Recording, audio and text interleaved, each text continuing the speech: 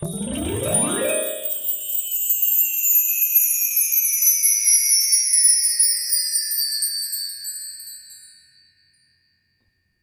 গো, তোমার কি মাছের খাবার দেওয়া শেষ হলো?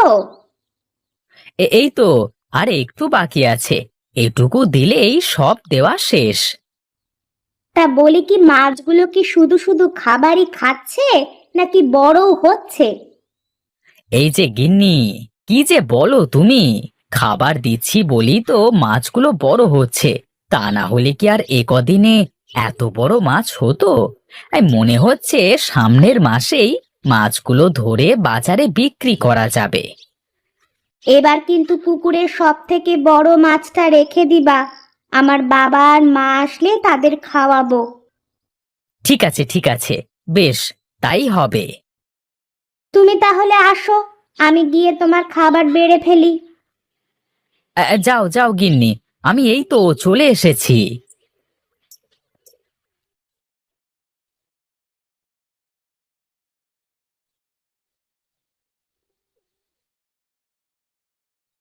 এই যে তোমার চা। বলি, একটু তো বাইরে বেরিয়ে সবকিছু দেখেও আসতে পারো। কোথায় আর যাব? আমার কি আর এখন এই মাঠ ঘাট চষে বেড়ানোর সময় আছে নাকি?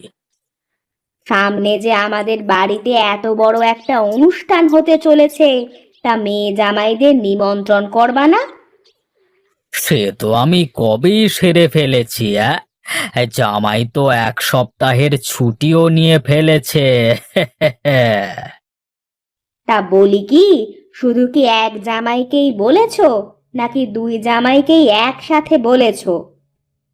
আমার তো একটাই জামাই, তাই আমি শুধু তাকেই বলেছি। তোমার যদি এতই পড়ে, তাহলে যাও, তুমি গিয়ে তোমার ওই ভিখারি জামাই আর ওই মেয়েটাকে বলে আসতে পারো। হুঁ।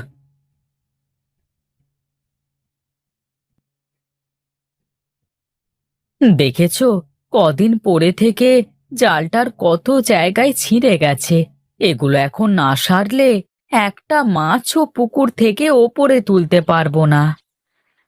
বেশ তো, করো বসে বসে এখন। তুমি তো আর এখন মাঠে দৌড়তে যাচ্ছ না, নিরিবিলি করতে থাকো, হয়ে যাবে। বাহ, তোমার ভেতরেও যেন তোমার বাপের মতো চিন্তা ভাবনা। জানো, কদিন পরে না আমাদের বাড়িতে অনেক বড় একটা অনুষ্ঠান হবে।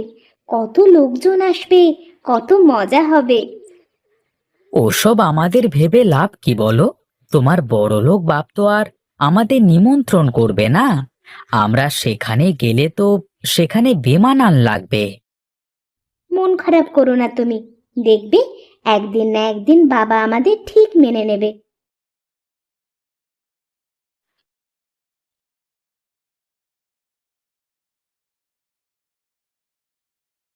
কেমন আছো মা? তোমাকে কতদিন দেখি না। আমি জানতাম মা, একদিন না একদিন আপনারা আমার বাড়িতে আসবেন। হ্যাঁ বাবা, মেয়ে আমার, আমাকে যে আসতেই হবে। তুমি ও বাড়ির বড় জামাই, তোমাকে কি অস্বীকার করতে পারি? চলো মা, ঘরের ভিতরে চলো, আমি তোমাকে নিজ হাতে রান্না করা খাবার খাওয়াবো। না রে মা, আজ না, অন্য দিন খাবো। তোর বাবাকে না বলে এসেছি তো। জামাই বাবাজি, তুমি আর গীতা কিন্তু আমাদের বাড়ির অনুষ্ঠানে আসতেছো, মনে থাকে যেন। ঠিক আছে মা, আপনি যখন কষ্ট করে এসে বলে গেলেন, তখন তো অবশ্যই যেতে হবে। এখন আমি চলি রে মা, আমার আরো অনেক জায়গায় যেতে হবে। বাড়িতে আয়, অনেক কথা হবে।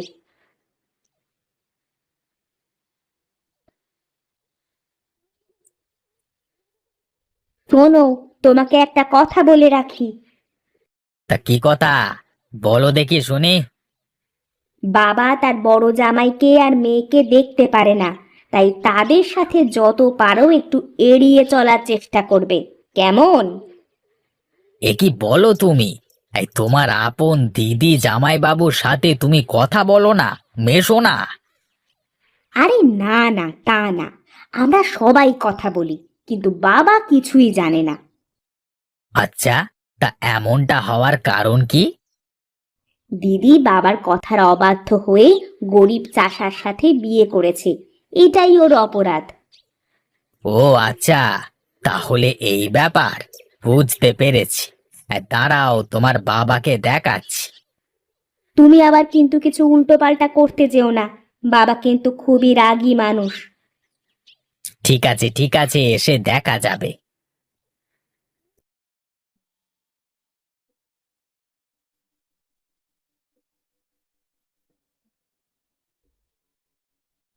কি হলো, তুমি বসছো না কেন?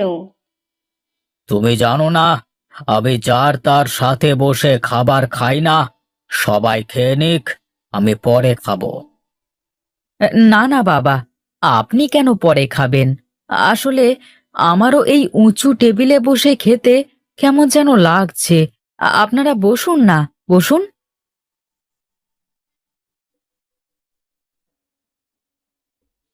এই তো, হ্যাঁ, আপনারা টেবিলে বসে খান, আর আমি এই তো, হ্যাঁ, নিচে বসেই খেয়ে নিতে পারবো। বুঝলে গিন্নি, ওপরে বসে খেতে কেমন যেন লাগছিল। এখানে দেখো, কত সুন্দর করে খাওয়া যাচ্ছে।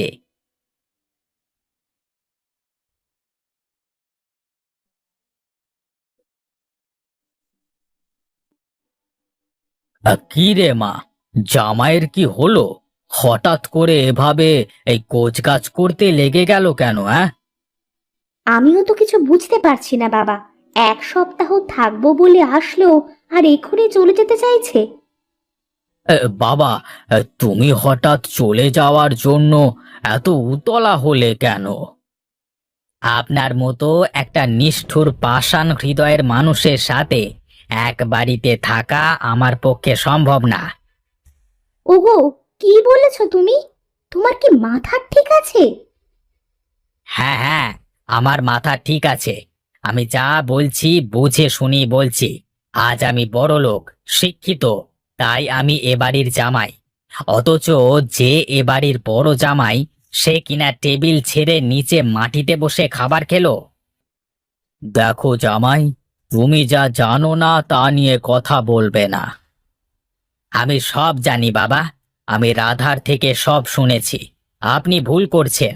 আপনার বড় জামাই নেহাত ভদ্রলোক, গরিব হলেই জাত যায় না। সে কিন্তু আপনার কথা গায়ে নিতে পারত, অথচ সে কোনো কিছু মনে না নিয়ে মাটিতে বসে খেতে চলে গেল।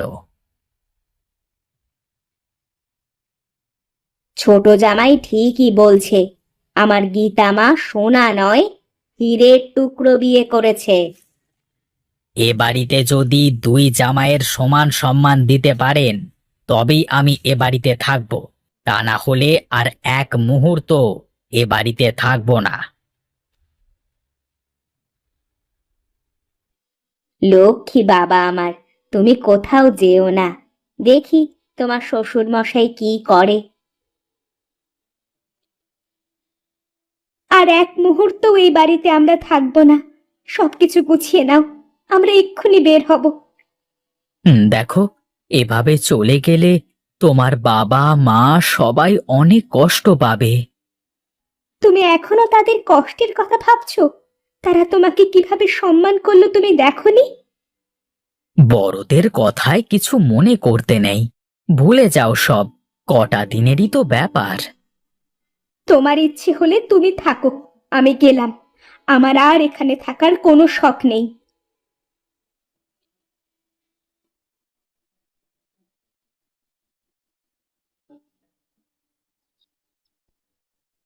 আচ্ছা রামু, বলতো, আমি কি খুবই খারাপ মানুষ? না বাবু, এ কথা কেন বলছেন? গাঁয়ের লোক আপনাকে কত সম্মান করে। আপনি বিপদে আপদে সবার পাশে দাঁড়ান। তাহলে আমার পরিবারের সবাই আমার সাথে এমন কেন করে? আমি একটা কথা বলবো বাবু? হ্যাঁ, বলে ফেল দেখি, শুনি তোর কথা। হ্যাঁ, আপনি না বড় জামাই বাবুকে মেনে নেন, দেখবেন আর কোনো সমস্যা থাকবে না।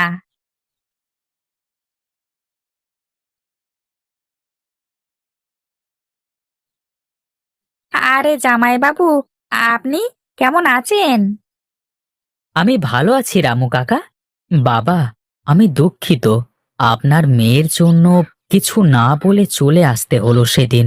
তাই আমি চাই আপনি আর বাড়ির সবাই কাল আমাদের বাড়িতে নিমন্ত্রণ খেতে আসবেন। অবশ্যই জামাইবাবু, আমরা সবাই আসবো। বাবা, যদি আপনি আসেন তাহলে ভাববো আপনি আমাকে ক্ষমা করেছেন, আর যদি না আসেন তাহলে ভাববো আমি গরিব বলে আপনি কোনো দিন আমাকে আপনার জামাই বলে স্বীকার করবেন না। আমি চলি।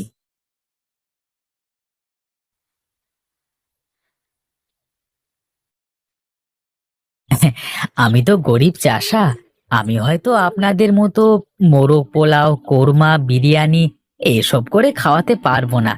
কিন্তু আমার পুকুরের তাজা মাছ, বাড়ির মুরগির মাংস, নানান রকমের সবজি।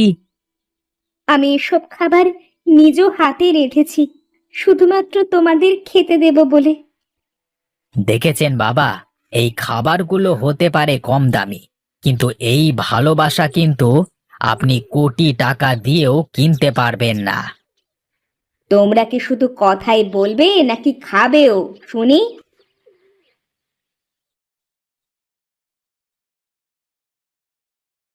বাবা, যদি কিছু ভুল করে থাকি তাহলে আমাদের ক্ষমা করে দেবেন। দেখেন, ছোটরাই তো ভুল করে। আপনারা আমার অভিভাবক, আমি চাই না আপনারা কোনো কারণে আমার উপর রাগ করে থাকেন। তোমাকে দেখে, তোমার কথা শুনে, তোমার ব্যবহারে আমি মুগ্ধ বাবা।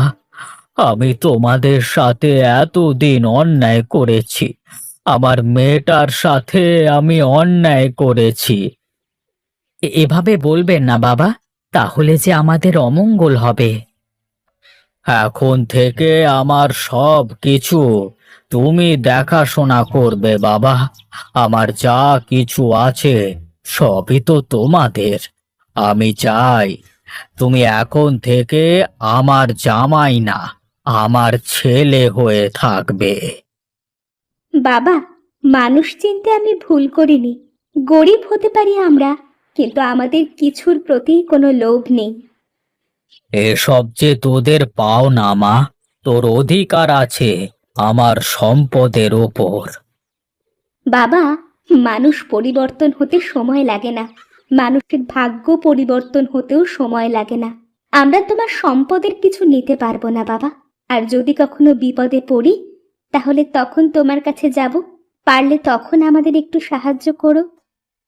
আপনার মেয়ে ঠিক বলেছে বাবা, তবে আপনি যদি আমার বাড়িতে যাওয়া আসা করেন তাহলে আমি খুব খুশি হব। ঠিক আছে বাবা, তোমাদের কথাই রইলো। তোমরা ভালো থাকলে যে আমিও ভালো থাকবো।